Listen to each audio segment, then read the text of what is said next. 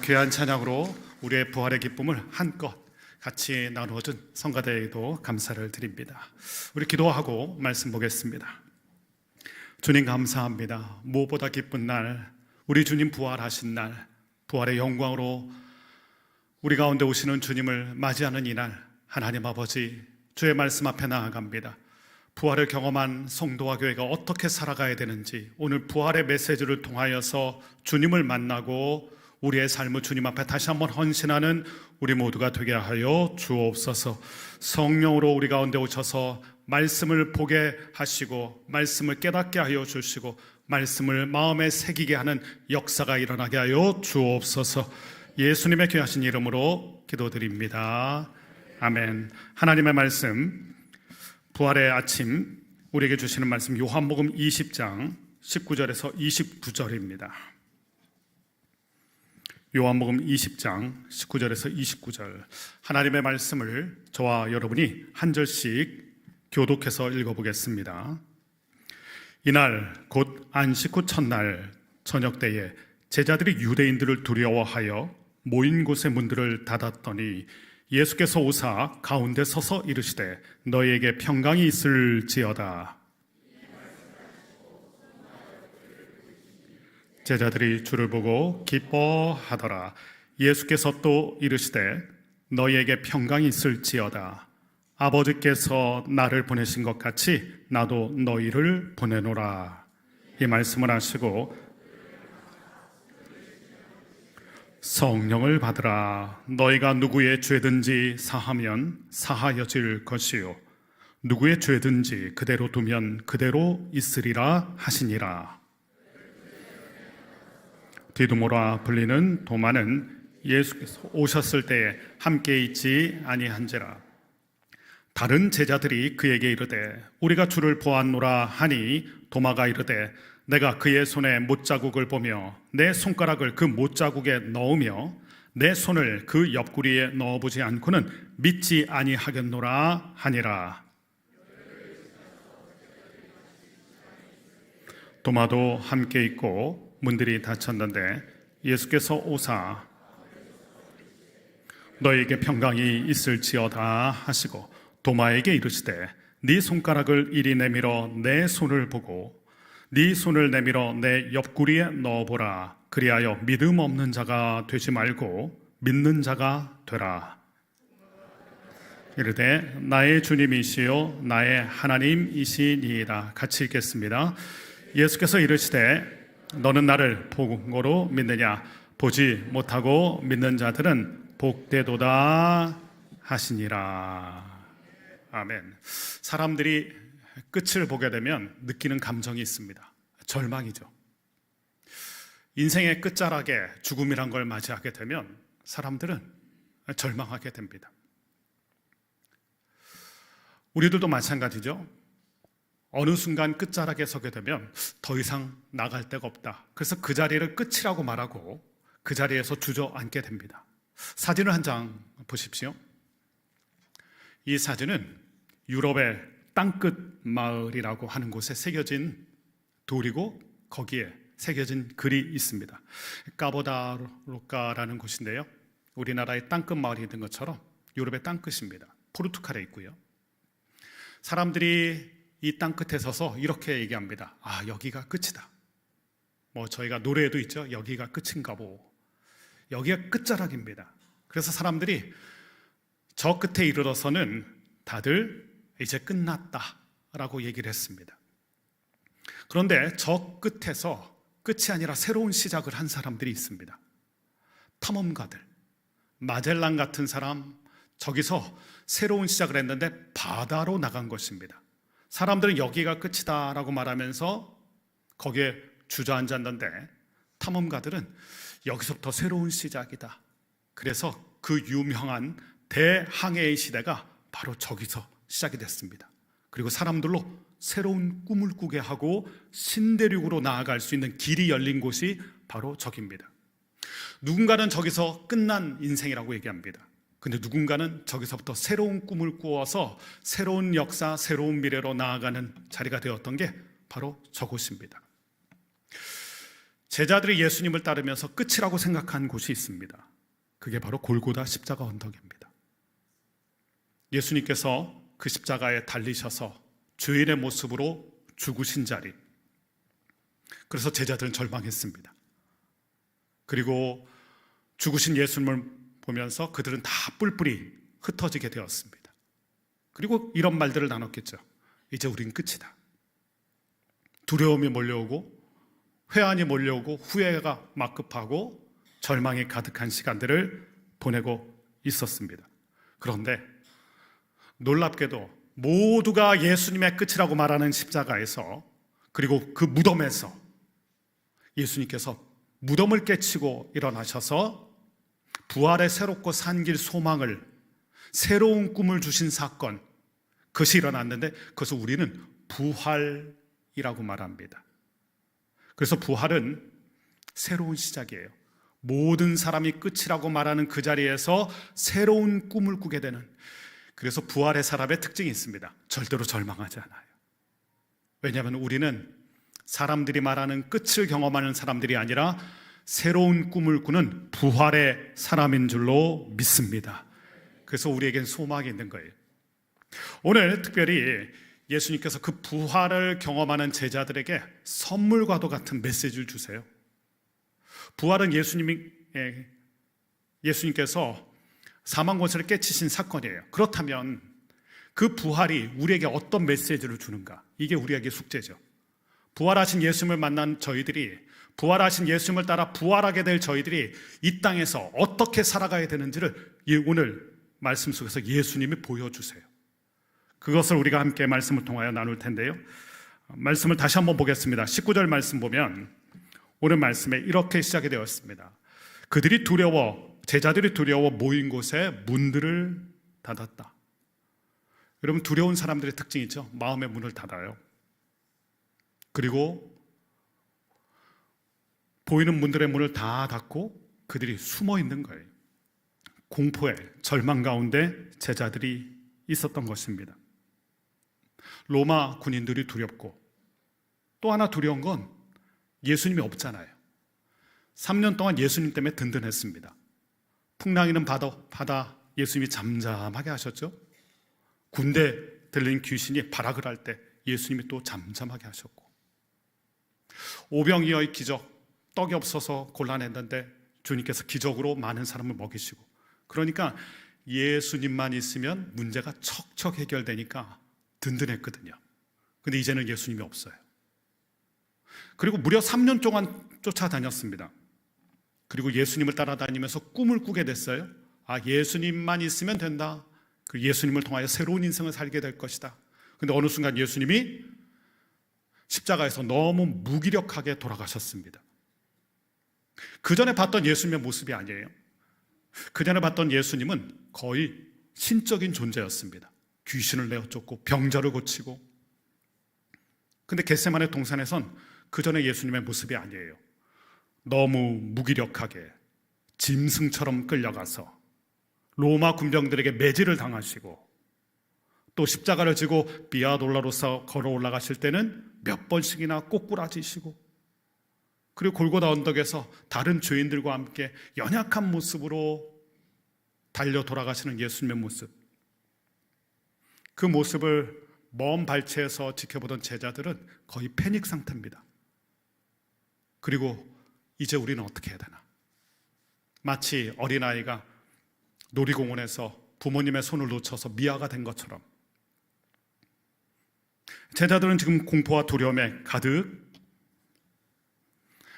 차서 오늘 말씀 보면 두려워하여 문을 닫았더라. 그런데 놀랍게도 오늘 말씀 보면 예수님께서 그 제자들에게 찾아오시는 장면이에요. 예수님이 떠나갔다고 생각했어요. 그런데 오늘 말씀 보니까 예수님께서 오셨다. 이게 충격이죠. 예수님 돌아가셨어요.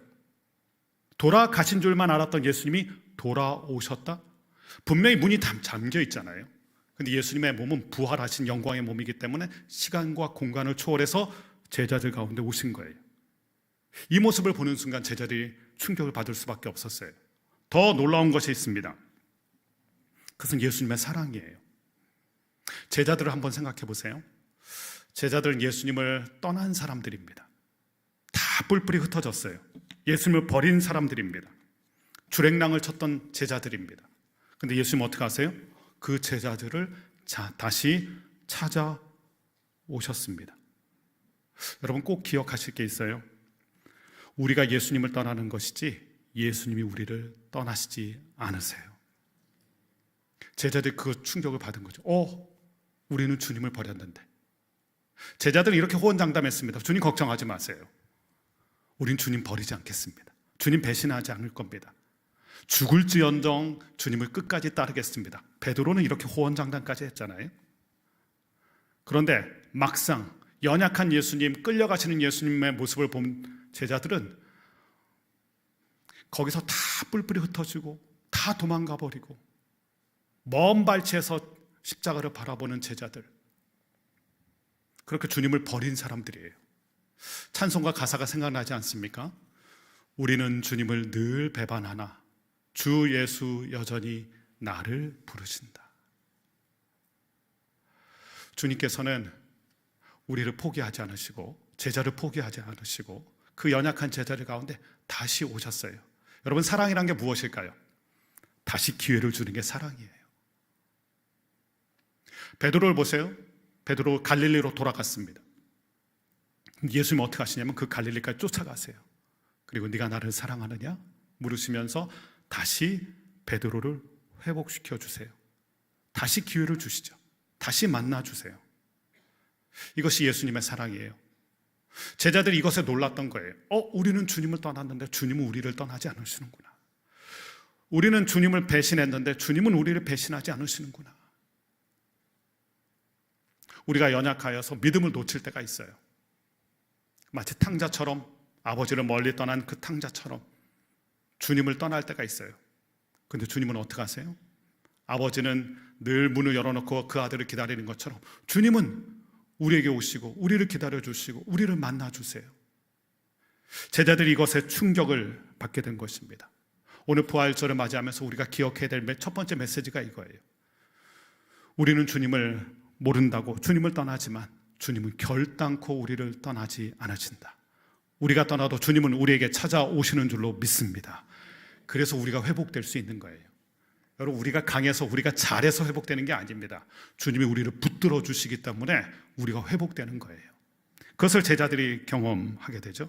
그러면서 부활을 지금 경험하고 보고 있는 제자들에게 부활의 메시지, 선물과도 같은 메시지를 주세요. 부활을 경험한 사람들만이 누릴 수 있는 이 특별한 선물, 첫 번째, 예수님이 이렇게 얘기하세요. 너희에게 평강이 있을지어다. 함께 따라해 보십시오. 너희에게 평강이 있을지어다. 지금 예수님은 제자들의 마음에 두려움이 가득한 걸 알고 계세요. 수치심도 좀 있었겠죠. 그렇게 큰 소리 뻥뻥 쳤는데, 주님 지켜주겠다고, 나는 믿음을 배신하지 않겠다고 했는데, 부끄럽기도 하고요. 또 이 당시에 어떤 일이 있었냐면 예수님의 무덤이 빈 무덤이에요. 그럼 제일 먼저 의심받는 사람이 누굴까요? 제자들이죠. 제자들이 예수님의 시신을 가져갔다. 그렇게 제자들이 의심받을 만한 상황이에요. 그래서 제자들이 모여서 문을 꽁꽁 걸어 잠그고 숨어 있었고 두려움에 떨고 있었던 거예요. 그때 예수님이 뭐라고 말씀하시냐면 너에게 평강이 있을지어다. 그 불안한 마음, 그 절망으로 가득 찬 마음 아셨기 때문에 주님께서 너에게 평강이 있을지어다. 여러분, 우리는 편안하길 원하죠. 그래서 좀 더 좋은 차 탑니다. 우리가 편안하기 위해서 좀 더 좋은 소파를 구매하기도 하고요.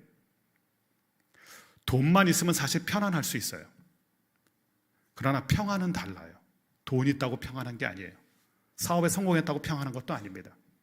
사실 인간 자체가 불안한 존재예요. 여러분, 어린아기 보신 적 있으시죠?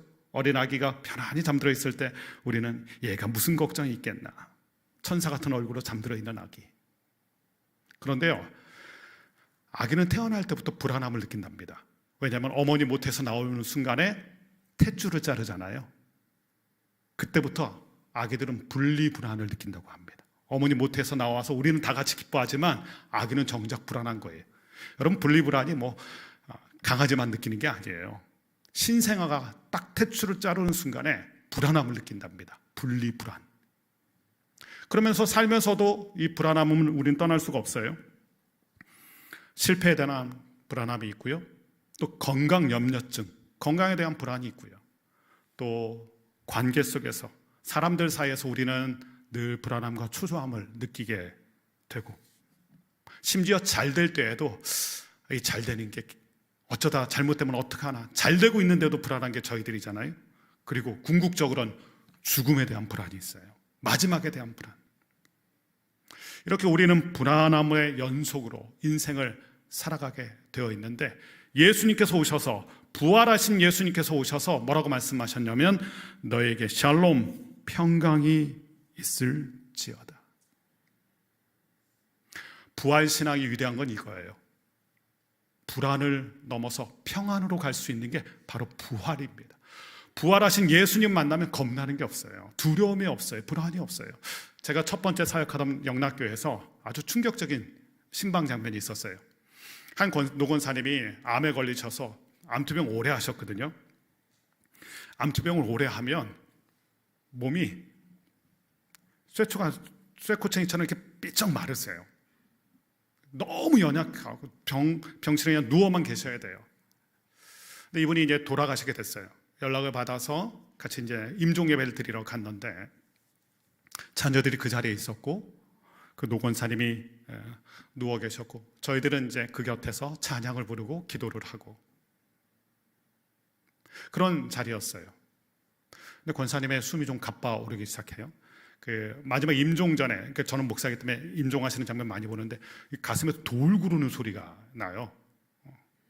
그리고 숨이 가빠지세요. 마지막 숨이거든요. 그래서 그 마지막 숨인 걸 알고 제가 이제 곧 하나님께 가시니까 우리 같이 찬양하면서 보내드리자고 했는데 갑자기 그 권사님이 그 전에 한마디 말씀이 기력이 없으니까 말을 못 하시거든요. 근데 마지막 한마디를 마치시고 돌아가셨는데 이렇게 얘기하셨어요. 얘들아, 내가 승리했다. 저는 그 순간이 멈춰진 것처럼 충격을 받았어요. 얘들아, 내가 승리했다.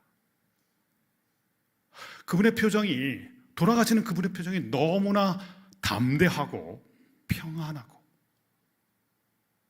제일 충격을 받았던 것은 그분의 자녀들이에요. 어머님의 신앙을 잘 이어받지 못해서 그 자녀들이 사실 교회에 안 나오고 있었거든요.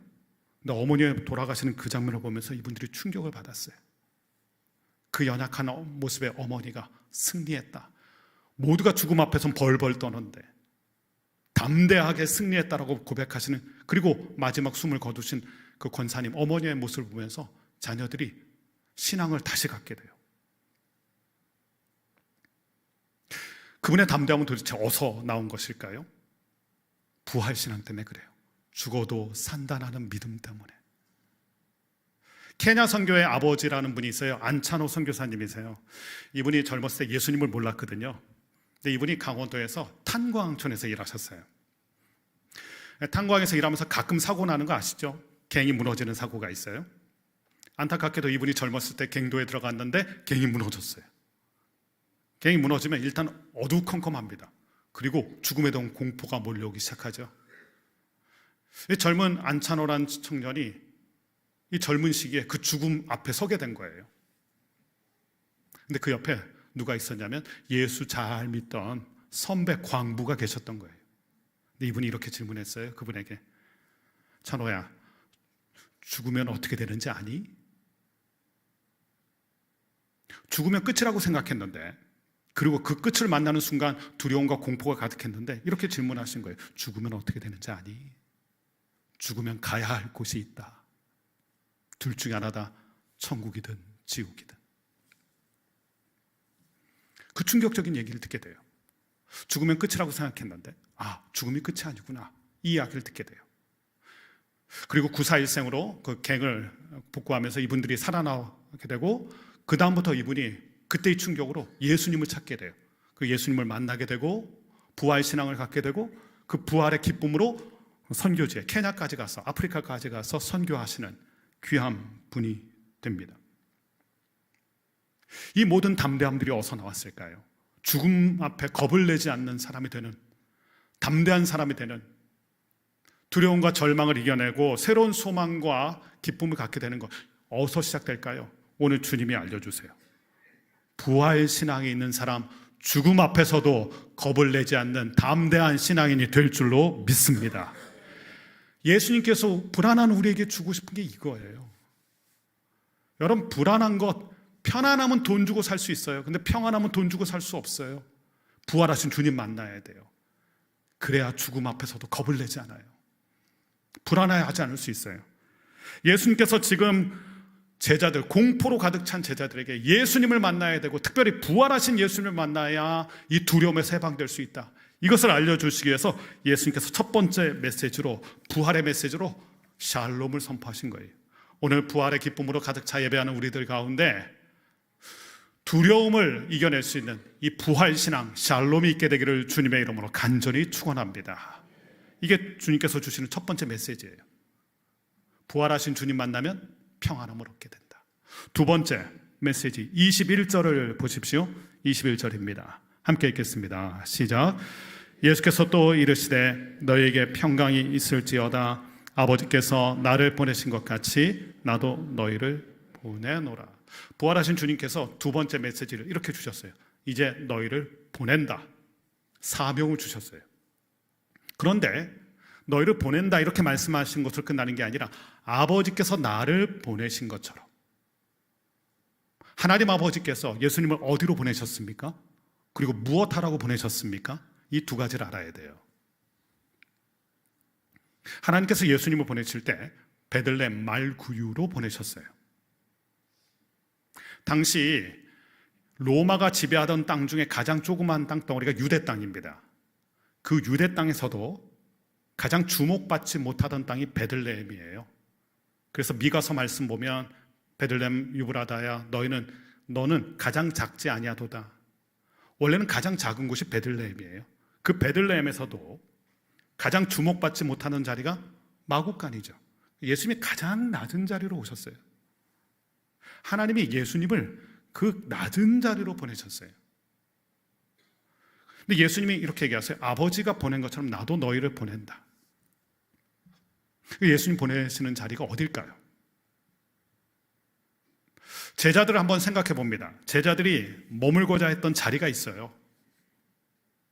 예루살렘으로 올라올 때 종료주일, 지난주 종료주일 보내셨죠? 종료주일 때 많은 사람들이 쏟아져 나와서 대대적인 환호를 했습니다.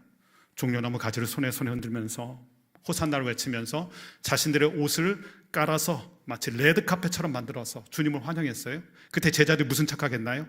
아하, 우리 중에 누구는 예수님의 오른편에, 누구는 왼편에. 우리식으로 말하면 영의정, 좌의정이죠. 좌청룡 우백호. 제자들은 예수님 때문에 가고자 했던 자리가 있습니다. 높은 자리, 주목받는 자리. 근데 예수님이 이렇게 얘기하셨어요. 너희는 상석에 앉지 마라. VIP 자리에 앉지 마라. 높은 자리 탐하지 말아라. 근데 제자들은 늘 예수님 덕을 보려고 그랬어요. 예수님 때문에 주목받는 자리, 예수님 때문에 영광을 얻는 자리. 정작 그런데 예수님은 그런 자리에 가보신 적이 없어요. 예수님이 찾아갔던 자리를 가만히 생각해 보세요. 베데스다 연못, 환자들만 가득한, 인생의 그늘이 가득한 곳을 찾아가셨고, 사람들이 거부하던 사마리아를 찾아가셨고, 사람들이 가까이 하지 않던 불가촉 천민인 중풍병자와 문둥병자에게 가셨고, 예수님이 가신 자리를 성경을 가만히 보세요. 사람들에게 주목받는 자리에 가신 적이 없어요. 인기 있는 자리에 가신 적이 없어요. 근데 제자들은 어떻게 됩니까? 제자들은 인기 있는 자리, 높은 자리, 대접받는 자리. 하나님은 예수님을 그런 자리로 보내신 적이 없어요. 근데 예수님께서, 부활하신 예수님께서 제자들이 이렇게 얘기하세요. 아버지가 나를 보내신 것처럼 나도 너희를 보낸다. 내가 있었던 그 자리로 이제 너희들이 가라. 오늘 부활을 기뻐하는 우리들, 물된 동산교회는 어디로 가야 됩니까? 어느 자리를 가야 됩니까? 주님께서, 부활하신 주님께서 이제 나도 너희를 보낸다라고 얘기하시는데 여러분은 어떤 자리로 가시겠어요? 우리들은 다 제자의 마음이에요. 주목받는 자리에 있고 싶고요, 사람들이 알아주는 자리에 앉아 있고 싶고, 높은 자리 상석에 앉고 싶어요.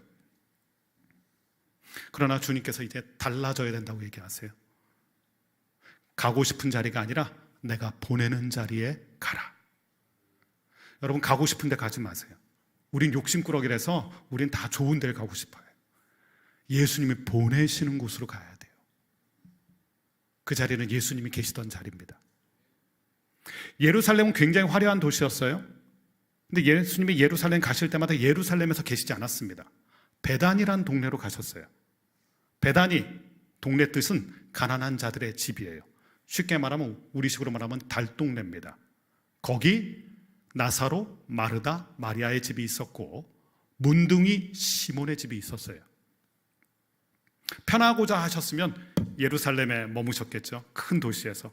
근데 예수님 이상하게 항상 예루살렘 옆에 달동네, 그 베단위로 가셨어요. 그 가난한 영혼들을 만나주시고 또 아픈 영혼들을 치유하시고, 이게 다 예수님의 자리예요. 예수님께서, 부활하신 예수님께서 제자들에게 이런 말씀을 하시는 거예요. 너희들은 이제 부활의 사람이기 때문에, 부활의 능력을 가진 사람들이기 때문에 너희들은 이제 내가 머물렀던 그 자리, 내가 보내는 자리로 가라. 가고 싶은 곳을 가지 말고 내가 보내는 자리로 가라. 오늘 부활을 경험하는 사랑하는 성도님들, 이제부터는 여러분들이 가고 싶은 자리에 가지 마세요. 주님이 보내시는 자리, 주님이 머무셨던 자리에 여러분이 있게 되기를 주님의 이름으로 간절히 축원합니다. 그래야 예수님처럼 살 수 있어요. 우리가 그래야 세상을 감동시킬 수 있습니다. 세상이 좋아하는 자리에 우리가 서 있다가는 세상의 손가락질을 받게 될 거예요. 그러나 예수님이 계시는 그 자리에 우리가 내려간다면 세상이 우리를 통하여 예수님을 만나게 될 줄로 믿습니다. 그것이 부활의 두 번째 메시지예요. 가고 싶은 곳을 가지 말고 내가 보내는 곳으로 가라. 이것이 두 번째 메시지. 세 번째 메시지, 부활을 경험하는 사람들이 마음에 새겨야 될 세 번째 메시지가 22절, 23절입니다. 같이 읽어보겠습니다. 시작. 이 말씀을 하시고 그들을 향하사 숨을 내쉬며 이르시되 성령을 받으라. 너희가 누구의 죄든지 사하면 사하여질 것이요 누구의 죄든지 그대로 두면 그대로 있으리라 하시니라. 세 번째 메시지는 용서하라입니다. 누구의 죄든지 사하라. 자, 한번 생각을 해보세요. 예수님이 부활의 몸으로, 영광스러운 부활의 몸으로 나타나셨습니다. 제자들 마음에 무슨 생각이 들까요? 예수님을 못 박았던 그 나쁜 사람들, 빌라도, 로마 장병들, 대제사장, 예수님에게 손가락질했던 사람, 침뱉었던 사람, 매질을 했던 사람들이 주마등처럼 싹 지나갔겠죠. 그리고 무슨 생각할까요? 주님, 우리 원수 갚으러 갑시다. 복수하러 갑시다. 본때를 한번 보여줍시다. 여러분, 힘이란 게 얼마나 무서우냐면요, 우린 힘을 가지면 그 힘을 막 쓰고 싶어 해요. 힘은 섬기라고 주신 것인데 힘을 막 드러내고 싶고 과시하고 싶은 게 우리들의 죄성이에요. 부활하신 예수님을 보는 순간에 제자들 마음에 그런 생각이 드는 거예요. 용서가 안 되는 사람들이 생각난 거죠. 주님을 십자가에 못 박았던 사람들이 생각났을 거예요. 그것을 주님께서 아시는 거예요. 그 마음속에 증오와 복수심으로 가득 찬 제자들의 마음. 그래서 예수님은 원수 갚으러 가자 말씀하시지 않으시고요, 너희들이 누구의 죄든지 용서해야 한다. 부활하신 주님은 복수의 화신이 아니세요. 용서의 주님이세요. 부활의 능력이 어떤 능력일까요? 용서하는 능력이에요. 오늘 부활의 기쁨으로 우리가 예배하고 있는데 여러분의 마음에도 응어리진, 여러분의 마음에 상처를 준, 아픔을 준 그 사람이 있을 거예요. 도저히 용서가 안 돼요. 그런데 부활을 경험한 사람들이 해야 될 일이 있어요. 누구의 죄든지, 어떠한 죄든지, 그 사람이 빌라도인지, 그 사람이 로마 군병인지, 아니면 예수님께 침뱉었던 사람인지. 그래서 부활절은 용서하는 날입니다. 용서하는 날. 오늘 마음속에서 누군가를 용서하셔야 돼요. 부활의 주님이 우리를 찾아오셨다면 그 사람 용서할 수 있는 능력이 여러분 가운데 있게 되길 주님의 이름으로 축원합니다. 그런데 이 용서가 우리 잘 안 되죠. 그래서 예수님 얘기하셨잖아요. 성령을 받으라. 내 감정으로는 용서가 안 돼요. 내 기분으로는 용서가 안 돼요. 주님 용서가 안 돼요. 이 말이 우리 고백이잖아요. 그래서 예수님 얘기하세요. 성령을 받으라. 성령이 우리 가운데 충만해야 용서가 되는 거예요. 그래서 예수님은 세 번째 메시지로 부활의 능력으로 살아가는 사람은 용서할 수 있는 능력이 있어야 되는데 우리 힘으로 안 되니까 성령을 받아서 용서하라. 그것이 부활의 기쁨을 살아가는 성도와 교회의 모습이다. 이것을 얘기해 주세요. 부활하신 예수님께서 제자들에게 부활을 경험한 사람들이 살아가야 될 이 세 가지 모습 메시지로 주신 거예요. 부활 때문에 샬롬, 평안할 수 있고요. 부활 때문에 부활의 능력으로 예수님의 자리에 가서 섬길 수 있고요. 부활 때문에 그렇게 안 되던 용서까지 할 수 있는, 오늘 이 부활의 능력으로 평안함을 누리고 또한 예수님의 자리에 내려가며 또한 용서할 수 있는 저와 여러분이 되시기를 주님의 이름으로 간절히 축원합니다. 이렇게 감격스러운 부활의 기쁨으로 메시지를 들었던 제자들, 근데 그 중에 없었던 사람 한 사람이 있어요. 그 유명한 사람이죠. 도마가 그 자리에 없었어요. 나머지 제자들은 정말 예수님을 뜨겁게 만나고 있었는데 그 자리에 없었던 한 사람이 바로 도마입니다. 24절, 25절 말씀을 보십시오. 본문이 24절과 25절입니다. 같이 읽어봅니다. 시작. 12 제자 중에 하나로서 디두모라 불리는 도마는 예수께서 오셨을 때에 함께 있지 아니한지라.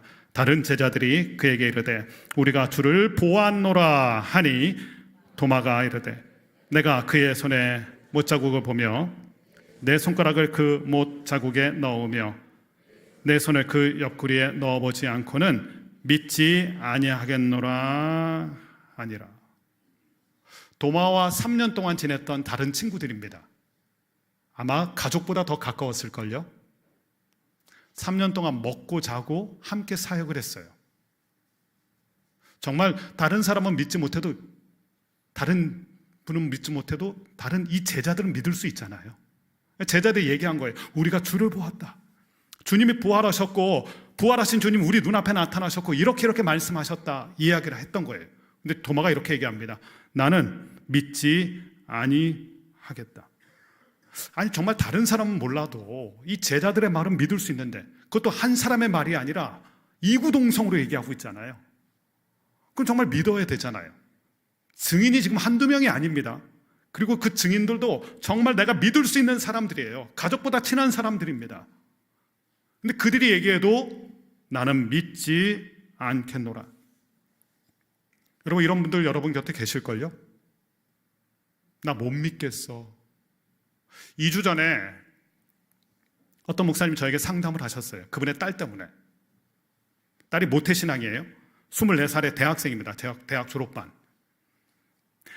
그런데 이 아이가 갑자기 어머니에게 엄마 나 이제 교회 졸업할래요. 아니 네가 대학을 졸업해야지 왜 교회를 졸업하느냐. 그랬더니 이렇게 얘기한 거예요. 나 예수님 믿어지지가 않아. 어렸을 때부터 교회 다녔던 친구고 교회 안에서 잘 자란 친구입니다. 그런데 뜻밖의 말이 그 입에서 나온 거예요. 나 예수님 믿어지지 않아. 이제 것은 엄마 아빠 봐서 교회 다닌 거야. 이제 나도 성인이 됐고 내 인생이 있으니까 나는 내 인생을 살래요. 나 교회 다니기 싫습니다. 교회 안 나갑니다. 교회 졸업을 선언했던 거예요. 이 어머니가 목사님인데 너무 놀랐어요. 딸의 입에서 그런 말이 나올 줄 정말 몰랐거든요. 여러분도 주변에 계시죠? 여러분의 남편일 수 있어요. 내가 교회는 나가주는데 나는 믿지는 않아. 아내가 그럴 수도 있고요. 여러분의 친구 중에, 아니 여기 계신 분 중에 또 그런 분도 있을 수 있어요. 내가 교회는 좀 다니겠지만 그러나 믿어지지는 않는다. 예수님이 하나님의 아들인 것, 구원자인 것, 부활하신 것 믿어지지 않는다. 죽으면 끝이지. 이렇게 생각하는 분도 있을 거예요. 자, 우리 주변에 그런 분들이 많아요. 자, 그렇다면 어떻게 해야 될까요? 지금 나머지 제자들의 모습을 통하여 우리가 해야 될 숙제를 하나 발견하게 됩니다. 26절을 보십시오. 26절. 다른 제자들이 어떻게 도마를 품었는지 같이 한번 말씀을 읽겠습니다. 시작. 여드레를 지나서 제자들이 다시 집 안에 있을 때에 도마도 함께 있고 문들이 닫혔는데 예수께서 오사 가운데 서서 이르시되 너희에게 평강이 있을지어다 하시고. 참 놀라운 장면이에요. 8일 여드레가 지났어요. 그런데 성경 말씀 보면 제자들이 도마와 함께 있고, 이게 무슨 뜻일까요?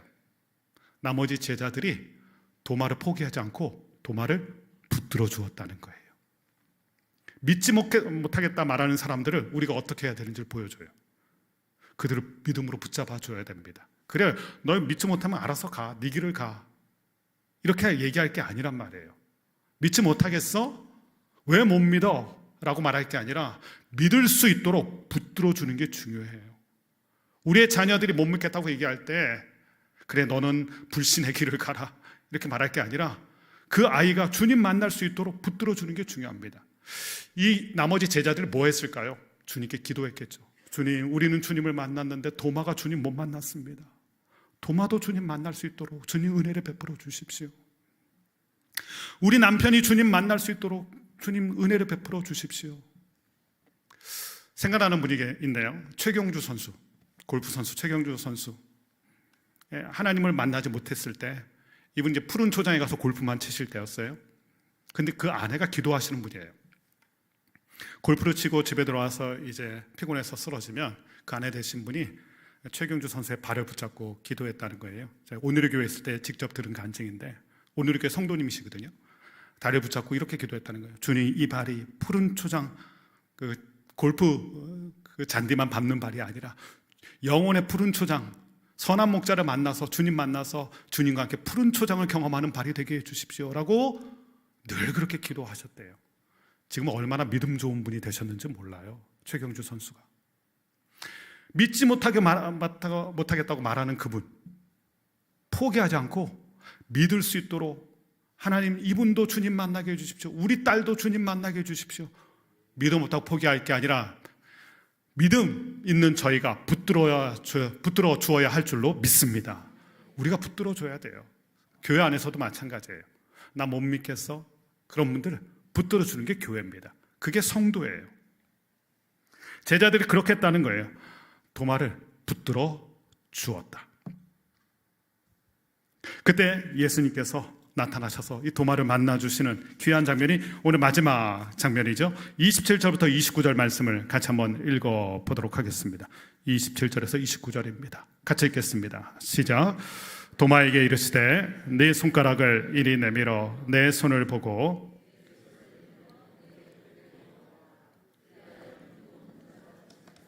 믿는 자가 되라. 도마가 대답하여 이르되 나의 주님이시요 나의 하나님이시니이다. 예수께서 이르시되 너는 나를 본고로 믿느냐? 보지 못하고 믿는 자들은 복되도다 하시니라. 아멘. 참 놀라운 건 예수님의 말씀이에요. 도마가 이렇게 얘기했거든요. 나 믿지 못하겠어. 내가 분명히 예수님의 끝을 봤잖아. 예수님이 돌아가시는 거 봤잖아. 그 손에 못이 박히는 거 보았고 그 옆구리에 창이 찔리는 거 내가 봤어. 분명히 돌아가시는 거 봤어. 내가 그 못자국 만져보고 옆구리에 손을 넣어봐야 되겠어.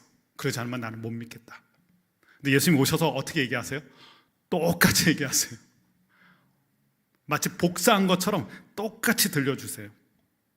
그래, 내 손으로 내 못자국 만져보고 네 손으로 내 옆구리에 한번 넣어봐라. 소스라치게 놀랐을걸요. 그리고 도마가 이것을 통하여 깨달은 게 있어요. 안 보인다고 안 계신 게 아니다. 안 보인다고 안 듣는 게 아니시다. 여러분, 말 조심하셔야 돼요. 우리가 언젠가 주님한테 똑같이 듣게 될 거예요. 너 그때 그 불신에 얘기했지? 그런 말을 네가 했지? 도마가 한 이야기를 주님이 옆에서 그러니까 다 듣고 계셨던 거예요. 안 보였지만 다 듣고 계시고 안 보였지만 다 보고 계신 거예요. 저와 여러분도 마찬가지예요. 우리 눈에는 안 보이지만 주님이 우리 다 보고 계시고 우리가 하는 말 다 듣고 계신 거예요. 근데 주님께서 참 놀라운 건 그 도마를 포기하지 않으셨다는 거예요. 연약한 자를 포기하지 않으세요. 믿음 없는 그 도마를 포기하지 않으세요. 그리고 도마도 만나주세요. 여러분, 여기서 우리가 중요한 걸 깨닫게 돼요. 도마를 믿음의 사람으로 만드는 건 다른 제자들이 아닙니다. 여러분의 자녀를 부활신앙이 있는 믿음의 사람으로 만드는 건 여러분이 할 수 있는 일이 아니에요. 우리가 할 수 있는 일이 아니에요. 그건 주님을 만나야 되는 일이에요. 근데 우리가 해야 될 일이 있어요. 제자들처럼 그 사람 포기하지 않는 거예요. 그 자녀 포기하지 않는 거예요. 그 믿음 없는 사람 포기하지 않는 거예요. 우리는 그들을 붙들어 줘야 되고요. 주님이 그 사람 만나주시면 그 사람도 부활의 믿음의 사람이 될 줄로 믿습니다. 그것을 위해서 우리는 기도하는 거예요. 그게 교회가 해야 될 일이에요. 믿음 없는 사람 포기할 게 아니라 주님, 저 사람도 만나 주십시오. 우리의 이웃도 만나 주십시오. 우리의 자녀도 만나 주십시오. 그것을 하는 게 교회예요. 결국 도마가 주님 만나고 이런 고백을 합니다. 나의 주님이시요 나의 하나님이시다. 놀라운 믿음의 고백을 하게 됩니다. 궁금한 건 이 도마가 앞으로 나중에 어떻게 됐을까요? 예수님의 제자들, 부활신앙 가진 사람들은 정말 예수님이 부탁하신 대로 내가 너희를 보낸다 말씀하신 것처럼 가장 힘든 자리로 갔어요. 선교지로.